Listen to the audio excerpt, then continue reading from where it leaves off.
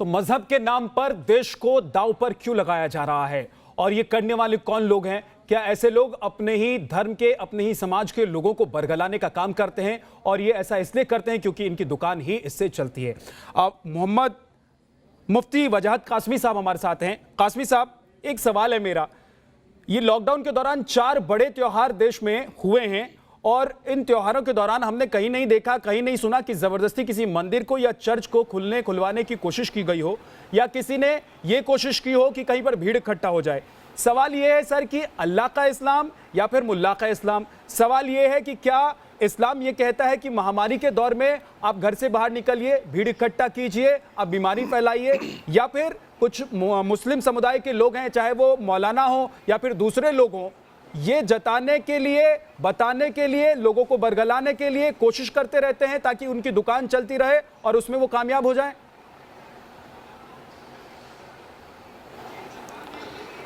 बहुत अच्छा सवाल किया आपने, शुक्रिया। और न्यूज़ नेशन के माध्यम से पूरे देशवासियों को ईद की बहुत बहुत मुबारकबाद। मैं पिछले 20-25 मिनट से आपके तमाम पैनलिस्ट को सुन रहा हूँ, बहुत अच्छी बहस है और 2-3 बहुत अच्छे सवाल आपने किए हैं। स्पेशली जो सवाल मुझसे किया गया है, मैं आपको बताऊं कि दारुल देवबंद का फतवा आ गया था पिछले 10 दिन पहले जी, और बड़े उलमा ने फतवा दे दिया था और मुल्क के मुसलमानों ने ये साबित भी कर दिया है कि ये सस्ती शोहरत पाने वाले लोग हमारे रहबर और ठेकेदार नहीं हैं और सभी लोग काबिल मुबारकबाद हैं कि उन्होंने अपने घरों में नमाजें पढ़ी हैं। लेकिन मैं उससे पहले मुबारकबाद दूंगा अपने देश के उन बड़े भाइयों को जो हमारे बड़े भाई हैं। जैसे लोग क्या सस्ती शोहरत पा रहे हैं और उसके लिए वो दांव पर लगा दे रहे हैं समाज के लोगों को, देश को। जी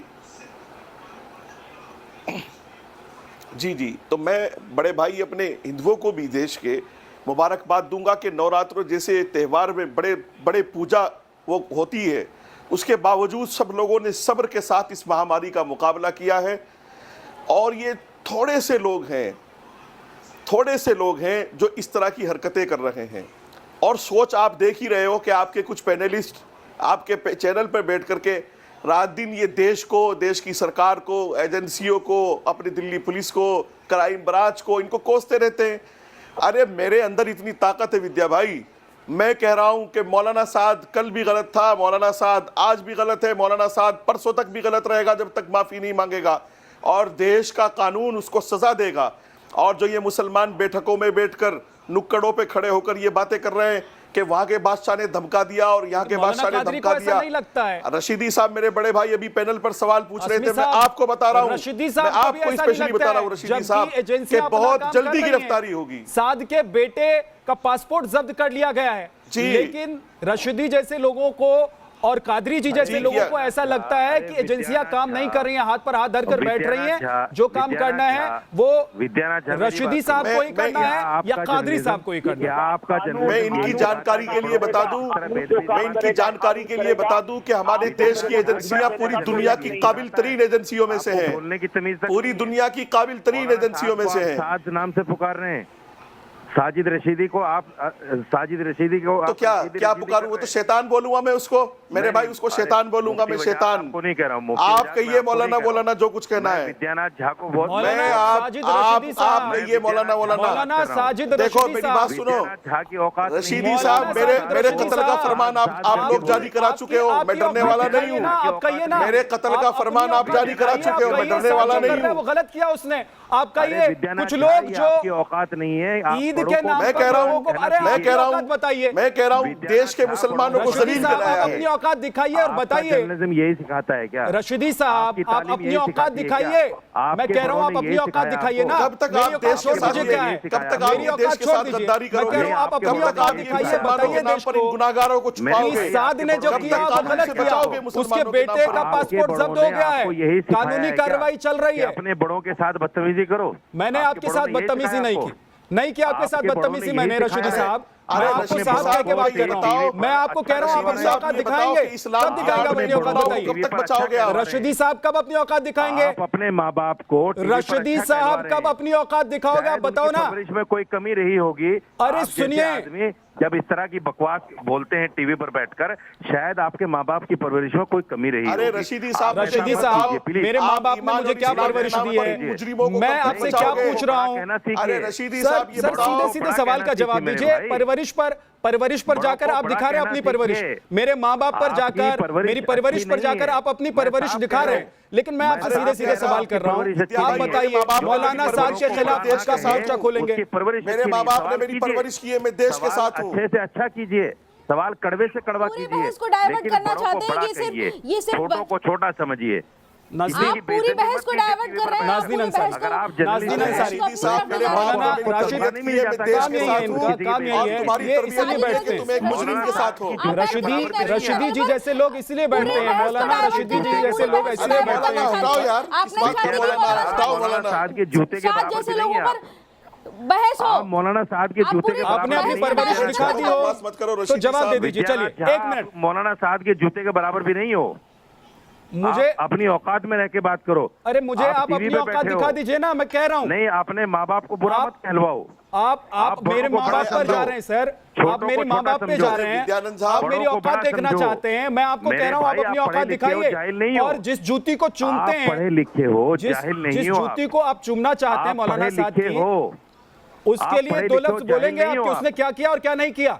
आप मेरे भाई जाहिल नहीं हो, पढ़े लिखे हो आप। अरे जाहिल- अरे अरे रशीदी जहालत साहब, आपने नहीं दिखाई हो। ना। रशीदी मेरे साहब, माँ बाप आप पे एक गए, जाहिल हो। आप मेरी और एक परवरिश ऐसे पे गए, इंसान की हिमायत लेकिन करने तब भी वाले मैं आपसे आप सीधे परवरिश सीधे में सवाल कर रहा आप हूँ। पूरी बहस को दूसरी मैं तरफ क्यों सीधे ले सीधे जाना आपसे चाह सवाल कर रहे हैं? रहा हूँ। आप इस चैनल पर बैठे हैं एक बहस को लेकर के। चलिए, आप आप बड़ों को पर्सनल बड़ा हो कहना जाते नहीं हैं, आता। आपके साथ यही है रशीदी परवरिश साहब। को नहीं, देखिए आपको ना। आप बड़ों को पर्सनल हो बड़ा जाते हैं, कहना नहीं आपके साथ आता। दिक्कत यही है। यही आपका जर्नलिज्म सिखाता है। सर यही आप आपकी पर्सनल तालीम होते हैं सिखाती है। और आप पर यही अटैक आपके हो माँ तो बाप की आप परवरिश पर्सनल सिखाती है। होकर शर्म नहीं आती सवाल आपको? जवाब करते हैं, माँ बाप पर आपकी चले औकात जाते हैं। है, आपका मौलाना स्तर साहब दिख गया, को- मौलाना साहब आपका स्तर को तो दिखता सिर्फ है। साथ देने रशीदी का- साहब आपका साथ स्तर ने ऐसे दिखता कर है। दिया। इनको म्यूट कर साथ ने दीजिए ऐसे ना, ये कर बिना दिया। मतलब की बहस कर रहे हैं, आप इनको आप एक म्यूट सेकंड कर दीजिए। ठीक है, इनकी आवाज थोड़ी देर के लिए बंद कर दीजिए क्योंकि ये माँ बाप पर जाएंगे, औकात देखेंगे लेकिन अपनी औकात नहीं दिखाएंगे साथ के खिलाफ।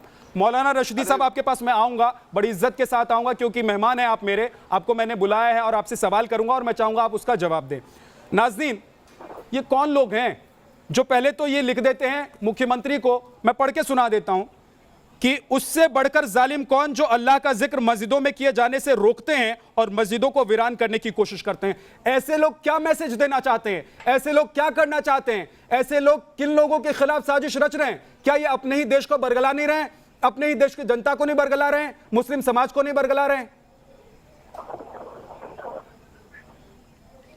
जी, मैं इनको कहूंगी कि ये मक्का जैसे शहर को देखिए जहां पर इतनी भीड़ होती थी और वहां पर आज सिर्फ एक आदमी ने नमाज अदा की, तो आप वहां से सीख नहीं ले रहे हैं मगर आप अपनी सोच को दूसरों पर थोपने का काम कर रहे हैं और आप अपनी जाहिलियत भरी सोच को थोप करके लोगों को समाज से गुमराह कर रहे हैं और ये चाहते हैं कि जानबूझकर कि ऐसे मासूम युवा, मौलानाओं पे क्यों चले जाते हो आप लोग? मासूम युवा जो नहीं, ये है मौलाना कहाँ से हो गए? इनकी बातों पर, इनकी बातों से बहक जाएं। साजिद तो आप साहब आपसे बात नहीं हो रही है, इनको म्यूट कर दिया जाए ना, इनको म्यूट कर दिया जाए। आप तो रोज बैठ कर टीवी चैनल पर, नेशनल चैनल पर नंगे होते, फिर भी आप नेशनल चैनल पर इस तरह की हरकत करते हैं।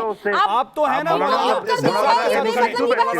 करवा रहे हैं टीवी पे बैठकर। नहीं, मौलाना को बैठकर क्यों मौलाना को बदनाम साजिद करते हो रशीदी आप लोग साहब भाई? रोज आप टीवी चैनल पर बैठ करके इस तरह आप जैसे मौलाना तो हरकतें करते हैं और आप रोज कि एक अपने अच्छे खासे भाई को बदनाम करते हैं, म्यूट किया जाए। ईद की नमाज इकट्ठा पढ़ने के आप लिए अपनी नहीं बात कहा। कंप्लीट कीजिए प्लीज। किसी मौलाना ने रमजान में तरावी इकट्ठा पढ़ने के लिए नहीं कहा, तो मौलाना को क्यों बदनाम करते हो भाई? चलिए सिद्दीकी साहब जवाब दीजिए, ये चिट्ठी जो मैंने अभी पढ़ी है ये तो आपने ही लिखी है ना, ये किसी और की लिखी हुई तो नहीं है? शाहिद सिद्दीकी से पूछिए मेरे भाई। इन्होंने क्यों ऐसी चिट्ठी लिखी है, इनकी मंशा क्या है, पूछिए इनसे। अधिवक्ता को लर्नेड जजेस तो कहते हैं, सारा समाज अधिवक्ता को लर्नेड मानता है। मेरी बात सुन लीजिए पहले, बस 2 मिनट में खत्म कर दूंगा। अधिवक्ता को लर्नेड कहा जाता है, विद्वान कहा जाता है, थर्ड आई से आगे की फ्यूचर की बातों को आगे को दिखता है। भाई इस बात को देख रहा था कि हमारी कौम कम पढ़ी लिखी लोग हैं, हमारे मौलाना और हमारे जो मुस्लिम भाई कम पढ़े लिखे लोग हैं, ये वकील नहीं है, कानून नहीं समझते, ये गलती इसलिए आप उनको बरगलाएंगे। हमारे यहाँ उसूल पढ़ाया गया है कि सुल्तान की गवर्नमेंट की ईद और जुमा के लिए सुल्तान की परमिशन बहुत जरूरी है। चाहे एक आदमी नमाज पढ़े मस्जिद में, चाहे 2 पढ़ें, चाहे 10 पढ़ें, सुल्तान की गवर्नमेंट की परमिशन के बाद ही पढ़ सकते हैं। अगर चोरी छुपे पढ़ेंगे तो गुनाह होगा, नमाज नहीं होगी। तो जुमा नहीं हो सकता, ईद नहीं हो सकता, घर से नमाज नहीं हो सकती क्या? नहीं देती। ये बात को मैं जानता था, घर से नमाज नहीं हो सकती क्या सर? माननीय चीफ जस्टिस साहब को समझाया था कि सुल्तान की परमिशन की जरूरत है। हमने सर घर से नमाज नहीं हो सकती क्या? कोर्ट ने कहा अपने सुल्तान के क्यों पास गए जाइए, क्यों गए सरकार के पास? घर से नमाज अदा नहीं हो सकती क्या? जाना था सिराज कुरैशी क्या सिद्दीकी जैसे लोगों ने जान मान लिया कि पहले से भी परमिशन और इसलिए लोग इनने जो परमिशन मांगी है वो बिल्कुल इलीगल। हाँ सिद्दीकी साहब आपकी बात समझ में आती है, इसीलिए मौलाना साहब ने मरकज में भीड़ जुटाई थी, आप मस्जिद में भीड़ जुटाना चाहते हैं। सिराज कुरैशी साहब मैं आपसे पूछना चाहता हूं कि क्या शाहिद अली सिद्दीकी जैसे लोग जो लॉयर हैं, जो वकील हैं, जो हाई कोर्ट में याचिका दायर कर सकते हैं, यही पढ़े लिखे लोग हैं और यही बरगलाएंगे और समाज बरगला जाएगा? जवाब दीजिए। के पास जाइए। हुआ, बिल्कुल हुआ। शाहिद साहब जैसे लोगों ने समाज को बरगलाने की कोशिश की और भारत के जो सीधे साधे मुसलमान हैं, आज जिनकी वजह से 26 मुसलमानों को FIR हुई है, मेरी बात सुन लीजिए, FIR हुई है, वो केवल शाहिद सिद्दीकी साहब जैसे लोगों की वजह से हुई है। इनने एक फितरा फैलाने की कोशिश की, जबकि बड़े अमन के साथ काम चल रहा था, पूरे मुसलमान बात मान रहे थे, उलेमाओं ने अपने फतवे जारी कर दिए थे, परंतु ये शाहिद सिद्दीकी साहब जैसे कट्टरता फैलाने के लिए और अपनी लोकप्रियता को लेने के लिए, सस्ती लोकप्रियता जिसको हम बोलते हैं, और इस देश के ताने बाने के साथ इनने बिल्कुल ही कुताराघात किया है। हाईकोर्ट ने भी इनकी पिटीशन को इसीलिए स्वीकार नहीं किया है। आज देश में शाहिद सिद्दीकी साहब जैसे लोग हैं जो सस्ती लोकप्रियता पाने के लिए, हम शुक्रगुजार हैं आपके शाहिद सिद्दीकी साहब, हम शुक्रगुजार हैं आपके कि आपने हमें वक्त दिया, लेकिन देश को बरगलाएंगे क्या? कहते हैं मैं पूछ रहा हूं कि देश को बरगलाएंगे क्या? मैं शुक्रगुजार हूं आपका कि आपने हमें वक्त दिया, आप बैठे हमारे साथ, कम से कम आप चर्चा का हिस्सा बन रहे हैं, नहीं तो आपकी जगह कौन आपकी बात रखता है? पूरे वर्ल्ड में, पूरी दुनिया के अंदर नमाजें नहीं हो रही थी, मक्का में भी नमाज नहीं हुई थी जनाब, तो आपको ऐसी परमिशन लेके शिगुफा फैलाने की जरूरत क्या थी, जिससे कि आज नेशनल टीवी पर मुसलमानों को लेकर बहस करना पड़ रही है? ईद की नमाज के लिए हाकिम का परमिशन आवश्यक है। ईद की नमाज पढ़ी जाएगी, जरूरत क्या थी? जब आपको मालूम था कि लॉकडाउन है, अभी परमिशन नहीं मिलेगी, तो आपने ये शिगुफा क्यों फैलाया? परमिशन आवश्यक है, तो हाकिम से परमिशन मांगना पड़ेगा। नहीं, गलत बोल रहे हैं आप। ये बात है कि आपने मुसलमानों को भड़काने की कोशिश की है, ये ध्यान रख लीजिए आप। और जो मौलाना साहब ने काम किया है वही लगभग आपने काम किया है। उनने भी मौलाना साहब ने भी लोगों को भड़काने की कोशिश की, मस्जिद पे बुलाया और उसके बाद आपने भी वही काम कर दिया, जिससे कि आज जिस तरह देख रहे हैं जो फिल्में दिखाई जा रही है जिसमें 26 लोगों पे FIR हुई है, वो आप जैसे लोगों की हरकतों की वजह से हुई है। अदरवाइज मुसलमान यहाँ का बहुत शांतिपूर्ण है और अच्छे से काम कर रहा था। कानून ने पढ़ा है, हमने वही काम किया। देश का मुसलमान शांतिपूर्वक आज ईद मना रहा है, ईद की नमाज भी अदा की है लोगों ने, लेकिन सवाल ये है, यही कंडीशन है। अब एक सेकंड रुकिए सर, हाकिम से परमिशन शाहिद अली सिद्दीकी साहब, अब एक सेकंड रुक जाइए। मना कर दिया कोरोना के। आप जो सवाल उठा रहे थे, आप अपने आप को अपने कौम का सबसे पढ़ा लिखा बुद्धिजीवी व्यक्ति मानते हैं और आप उनकी तरफ से लड़ाई लड़ने चले थे, लेकिन उस लड़ाई के चक्कर में देश को दांव पर लगाने चले थे। वो तो कोर्ट ने आपको इजाजत नहीं दी, वो तो सरकार ने आपको इजाजत नहीं दी, नहीं तो आज मस्जिदों में भीड़ होती फिर उत्तर प्रदेश की मस्जिदों में और देश की मस्जिदों में। अब एक सेकंड रुक जाइए शाहिद अली सिद्दीकी साहब, अब एक सेकंड आपको रुकना पड़ेगा क्योंकि मौलाना कादरी को मैं लाना चाहता हूं। मौलाना कादरी, अगर आप मानते हैं कि शाहिद अली सिद्दीकी ने जो किया वो गलत किया, तो आप बोल सकते हैं, क्या आप उनको कहेंगे कि आप गलत कर रहे थे, आपको ऐसा नहीं करना चाहिए था, या आप बच निकलने की कोशिश करेंगे कि हमने तो आगाह कर दिया था भाई अपने समाज के लोगों को कि घर में नमाज अदा कर लीजिए, फिर ऐसे लोग पिटीशन डालकर क्या करना चाहते हैं, क्या बताना चाहते हैं, किसको बरगला रहे हैं? फिर देखिए साहब, शाहिद अली सिद्दीकी साहब से मैं वाकिफ नहीं हूँ, आपके डिबेट पर ही उनसे मेरा तारुफ हुआ है, उनका तारुफ हुआ है, लेकिन ये महामारी में हमको किसी किस्म के कोई पिटीशन की जरूरत नहीं थी, हमको किसी किस्म का कोई पिटीशन नहीं देना चाहिए था। उन्होंने जो अपना तर्क रखा है कि हुक्मरान से इजाजत लेकर नमाज ईद और नमाज जुमा अदा करना चाहिए, वो फिक़ह का मसला है, वो बिल्कुल सही है। लेकिन ये किसी किस्म की भी कोई इजाजत दरकार नहीं थी, क्योंकि हमारे उलमा इस बात का फैसला कर चुके थे कि हम ईद की नमाज घर में अदा करेंगे और किसी किस्म की हम भीड़ भक्कड़ नहीं करेंगे। भीड़ भक्कड़ अगर हम करेंगे तो एक तो यह है कि ये महामारी से सबको नुकसान होगा, दूसरा जो है इलेक्ट्रॉनिक मीडिया को एक नया मौका मिल जाएगा कि मुसलमानों ने ऐसा किया, फिर मुसलमानों पर इनकी ट्रायल शुरू हो जाएगी। हम कोई भी ऐसा काम सर ट्रायल नहीं शुरू हो जाएगी। आप अगर गुमराह करेंगे देश को, आप एक समाज को गुमराह करेंगे तो हम आपको एक्सपोज करेंगे, आपकी पोल खोल देंगे, आपको सरेआम आपसे सवाल करेंगे, आपकी पोल खोलेंगे। आप उसको ट्रायल बोले तो बोल लीजिए, आप उसको ट्रायल बोले तो बोल लीजिए, कोई आपत्ति नहीं है। लेकिन अगर आप गुमराह करेंगे, आप अपने समाज के लोगों को बरगलाएंगे तो आपकी पोल खुलेगी और खोलेंगे, बिठाऊंगा मैं आपको और सवाल पूछेंगे हम आपसे। कासमी साहब अगर सबने तय कर लिया था, समाज के तमाम मौलानाओं ने तय कर लिया था, तो फिर सिद्दीकी साहब जैसे लोगों को अदालत में सरकार के पास याचिका डालने की क्या जरूरत पड़ गई थी? ये कौन सी ऐसी नौबत आ गई थी कि तमाम लोगों को इकट्ठा करना ही है, सबको मस्जिद में ले जाएंगे, सबको नमाज अदा करवाएंगे? ये क्या बात हो गई थी? नहीं डालना चाहिए था, कतई नहीं डालना चाहिए था। और रहा सवाल मौलाना साहब के बारे में, अभी आप बात कर रहे थे, तो मैं एक बात ये कहना चाहूंगा कि हुकूमत और कोर्ट है, कोर्ट जो भी फैसला करेगा सारे हिंदुस्तान, पहले आप तो फैसला कर लीजिए ना सर। मैं अरे कोर्ट का फैसला तो हो जाएगा, कोर्ट का फैसला तो हो जाएगा सर, कादरी साहब कोर्ट का फैसला तो हो जाएगा, उसमें वक्त लगेगा। पहले आप तय कर लीजिए कि आप मौलाना साद के साथ खड़े हैं कि बाकी देश के जो मुस्लिम हैं आप उनके साथ खड़े हैं, उनके रिप्रेजेंटेटिव हैं आप, या फिर मौलाना साद के लिए आप लड़ते रहेंगे, बोलते रहेंगे, टीवी पर बैठकर चिल्लाते रहेंगे? रिप्रेजेंटेटिव नहीं हूँ मैं, शुरू दिन से एक ही बात कह रहा हूँ कि मैं रिप्रेजेंटेटिव नहीं है, आप वकील नहीं है, उनकी वकालत लेकिन करेंगे, लेकिन उनकी वकालत करेंगे। मौलाना साद को आप ना बुरा कहेंगे ना उनके लिए बुरा सुनेंगे, चाहे वो कितना ही बुरा काम कर ले मौलाना साहब। कासमी साहब वक्त अब कम है, आपसे मैं पूछ रहा हूँ कासमी साहब, अगर तमाम मौलानाओं ने तय कर लिया था कि हमारे सभी भाई बहन घर में रहकर नमाज अदा करेंगे, तो फिर शाहिद अली सिद्दीकी साहब या फिर इन जैसे बाकी जो लोग हैं वो क्या करना चाहते हैं समाज में? ये क्या चाहते हैं समाज से? ये किसको बरगला रहे हैं? ये देश को दांव पर क्यों लगा रहे हैं? मैं आपको अर्ज कर दूं, जो ये तर्क दे रहे हैं कि हमें सुल्तान से इजाजत चाहिए थी, तो इनको ये पता होना चाहिए कि देश का सुल्तान तो इनको मना कर चुका था पहले ही, और मजहब के सुल्तानों ने फतवा जारी कर दिया था कि नमाज नहीं पढ़नी, और मुसलमान नमाज पढ़नी ही नहीं चाहता था मस्जिदों में, तो किन मुसलमानों ने इनको अपना वकील बनाया था? और ये सबको अनपढ़ जो बता रहे हैं, अल्लाह के फजल से शाहिद साहब आपसे ज़्यादा शऊर है इन आम मुसलमानों को, इसलिए इन्होंने अपना फैसला लिया, उलमा ने फैसला लिया, अपनी मस्जिदों में ना जा करके घरों में नमाजें पढ़ ली और बहुत खुशी से ईद मनाई और पूरे मुल्क के लिए, मुल्क के सुल्तान के लिए, मुल्क के प्राइम मिनिस्टर के लिए दुआ की। एक बात। दूसरी बात मैं अर्ज कर रहा हूँ कि जितना भी ये इस तरह की पिटीशन पूरे देश में लगी हैं, उन सब ने ये देख लिया है कि इसमें 100% मुसलमानों ने अपने घरों में नमाज पढ़ी है। दो चार कुछ लोगों ने गलतियां की हैं, तो उनके जिम्मेदार ये मौलाना लोग हैं, ऐसे वकील लोग हैं, ऐसे वकील लोग मुझे आना पड़ा।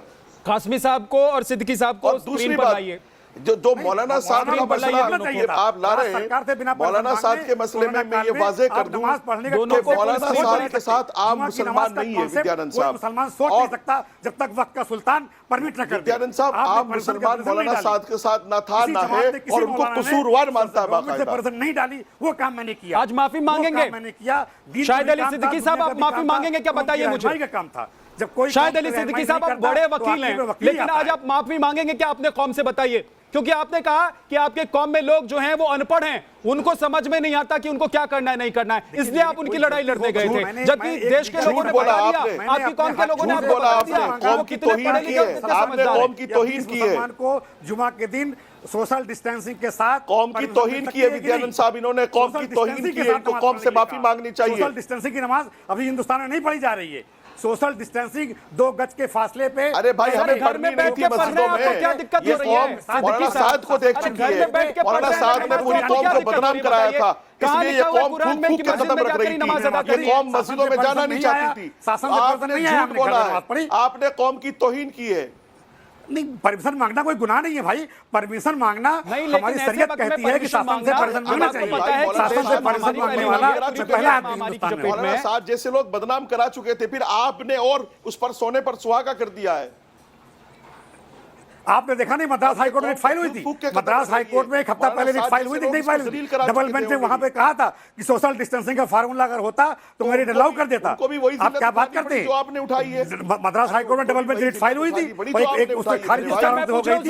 सोशल डिस्टेंसिंग का मेजर नहीं था, तो हमारे पास समझ आई सोशल डिस्टेंसिंग का मेजर सिंबॉलिक रूप से 1 लोग 5 लोग 20 लोगों की बात करें, शायद परमिशन मिल जाए, परमिशन नहीं मिला, हमारी कौम खामोश हो गई, कोई मस्जिद में नहीं गया, कौम खामोश हो गई। लेकिन आपको अगर आज परमिशन मांगता तो कितने लोग जाते हैं, आप सोच नहीं सकते थे। ये बात परमिशन मांगने की वजह से लोग समझ गए परमिशन मांगा है। शाहिद सिद्दीकी वकील साहब हैं, बड़े वकील हैं, इन्होंने परमिशन मांगा है, परमिशन नहीं मिला, सब्र किया हमने। मैं आपसे पूछ रहा हूं कितने लोगों ने आपके कौन के कितने लोगों ने आपको चिट्ठी लिखी थी, कितने लोगों ने आपको मैसेज किया था कि जाइए हमारी लड़ाई लड़िए और कहिए कि हम मस्जिद में नमाज अदा करेंगे ईद के दिन, और ये पिटीशन दायर कीजिए हाई कोर्ट में, इलाहाबाद हाई कोर्ट में? और कितने लोगों ने आपको चिट्ठी लिखी थी, कितने लोगों ने आपको मैसेज किया था कि आप उत्तर प्रदेश की सरकार को चिट्ठी लिखकर ये कहिए कि उससे बढ़कर जालिम कोई नहीं है जो अल्लाह का जिक्र मस्जिदों में किए जाने से रोकते हैं और मस्जिदों को वीरान करने की कोशिश करते हैं? इसका मतलब क्या है? ऐसे हालात में देश को तो ये ड्यूटी किसको निभानी थी बताइए? ये ड्यूटी किसको निभानी थी? ये क्या ड्यूटी हुई सर? हमारी कौम पढ़ी लिखी नहीं है, कमजोर है, हमारा मौलाना डरता रहा, उसने शासन से परमिशन नहीं मांगा। शायद अली कॉन्सेप्ट में जानता था, इसलिए मैंने चीफ जस्टिस साहब को एक लेटर लिखा, लेटर सिर्फ 2 पन्ने का लेटर लिखा। सिद्दीकी साहब इतने बड़े वकील हैं, लेकिन कट्टरपंथ से ऊपर नहीं उठना चाहते हैं। आप उत्तर प्रदेश शाहिद अली सिद्दीकी साहब बड़े वकील हैं, लेकिन कट्टरपंथ से ऊपर नहीं उठना चाहते हैं और उसी कट्टरपंथ की आग में अपनी कौम के लोगों को धकेलना चाहते हैं आप। नहीं, मैं कट्टरपंथ नहीं हो सकता। आपने देखा नहीं, मैंने क्रॉस बॉर्डर टेररिज्म में 20 साल वाइस सैनिक रहा, पूरे हिंदुस्तान में मैंने जाके लेक्चर दिया। गवर्नमेंट अब क्या हो गया सर आपको? सर अब क्या हो गया आपको? आज पहली बार फोटो आपके सामने शाहिद अली सिद्दीकी साहब, अब क्या हो गया आपको? लेकिन मैं समझ रहा था जब आप देश की रक्षा के लिए खड़े रहे, दोनों बार मुझको देश आपको सलाम करता रहा, तमाम लोग आपकी इज्जत करते रहे, अब आपको क्या हो गया? अब क्यों दांव पर लगाने चले देश को? फोटो भी खिंचवाना पसंद नहीं करते, ऐसे अब क्यों देश को दांव पर लगाने चले? चेहरे पे पर्दा कर देते हैं। लेकिन जब आपने कहा कि कम्युनल हार्मोनी का प्रोग्राम है, तो कम्युनल हार्मोनी के प्रोग्राम की वजह से मैं आया। आपने काम ही ऐसा किया ना जिससे कम्युनल हार्मोनी तो होनी नहीं थी, जिससे तो बीमारी फैली थी। आपको इस कौम ने कब जिम्मेदारी, आखिरी कमेंट नाज़रीन अंसारी, मैं कैमरे में तक में नहीं आता कभी, इसलिए कि मैं जानता हूं हमारे यहाँ का तालीम हमारी, अगर मैं ना आता तो मुझे मजबूर नहीं कर सकते थे। हमारी शैडो की फोटो भी आप खींच नहीं सकते, सर मजबूर नहीं कर सकते थे, लेकिन आप भी मजबूर नहीं कर पाएंगे अपने शैडो की परमिशन के बिना जबरदस्ती फोटो खींच नहीं सकता। वो नमाज अदा करने के लिए ऐसे वक्त में जब देश में महामारी हो, वो पहुंच जाएं किसी मस्जिद में और भीड़ इकट्ठा कर लें। कोर्ट की तरफ से तो आपको फटकार पड़ी, सरकार ने आपको इजाजत नहीं दी, आपकी मंशा जो थी उसमें आप कामयाब नहीं हुए, लेकिन देश की जनता ने समझ लिया था कि आप लोगों की मंशा क्या है, इसलिए देश की जनता घर पर रही, इस्लामिक समाज के लोग घर पर रहे, उन्होंने घर पर नमाज अदा की, ईद मना रहे हैं, खुशी खुशी ईद मना रहे हैं, और जिन लोगों ने कानून को तोड़ने की कोशिश की उन लोगों के खिलाफ कार्रवाई भी हुई है। बहुत बहुत शुक्रिया आप तमाम मेहमानों का हमारे साथ जुड़ने के लिए, हमारे साथ बात करने के लिए, इस डिबेट का हिस्सा बनने के लिए।